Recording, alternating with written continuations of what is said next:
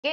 So charge against ப்ராஃபிட்ஸ்னா ஃபர்முக்கு இது expense. So firm வந்து ஒரு வருஷத்துல ப்ராஃபிட் ஏர்ன் பண்ணாலும் சரி, இல்ல லாஸ் இன்கர் பண்ணியிருந்தாலும் சரி, இந்த எக்ஸ்பென்சஸ் எல்லாம் கண்டிப்பா அந்த ஃபர்ம் பே பண்ணணும். சோ ஒரு வருஷத்தோட நெட் ப்ராஃபிட் இல்ல நெட் லாஸ நம்ம டிட்டர்மைன் பண்ணோம் அப்படின்னா, ரெவென்யூல இருந்து இந்த எக்ஸ்பென்சஸ் எல்லாத்தையும் மைனஸ் பண்ணாதான் நம்மளுக்கு அந்த வருஷத்தோட net profit or net loss கிடைக்கும்.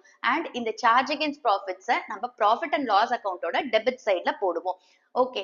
அண்ட் இந்த சாப்டர் பொறுத்த வரைக்கும் நம்மளுக்கு சார்ஜ் அகைன்ஸ்ட் ப்ராஃபிட்ஸ்ல 3 ஐட்டம் கொடுத்திருக்காங்க. இதோட அக்கவுண்டிங் ட்ரீட்மெண்ட் தான் நம்ம பார்க்க போறோம். ஒன்னு வந்து interest on loan by partner, இன்னொன்னு rent payable to a partner and இன்னொன்னு மேனேஜர்ஸ் கமிஷன். ஃபர்ஸ்ட் நம்ம இன்ட்ரெஸ்ட் ஆன் லோன் பத்தி பார்க்கலாம். சோ இன்ட்ரெஸ்ட் ஆன் லோன்ல நம்மளுக்கு ரெண்டு சிச்சுவேஷன் இருக்கு. ஒன்னு வந்து பார்ட்னர் ஃபர்முக்கு லோன் கொடுக்கிறது. ஓகே. சோ அதுக்கு ஃபர்ம் என்ன செய்யணும்? பார்ட்னருக்கு இன்ட்ரெஸ்ட் பே பண்ணும். சோ அதுதான் situation 1. That is interest on loan by partner to the firm. அதாவது பார்ட்னர் ஃபர்முக்கு லோன் கொடுத்திருக்காங்க.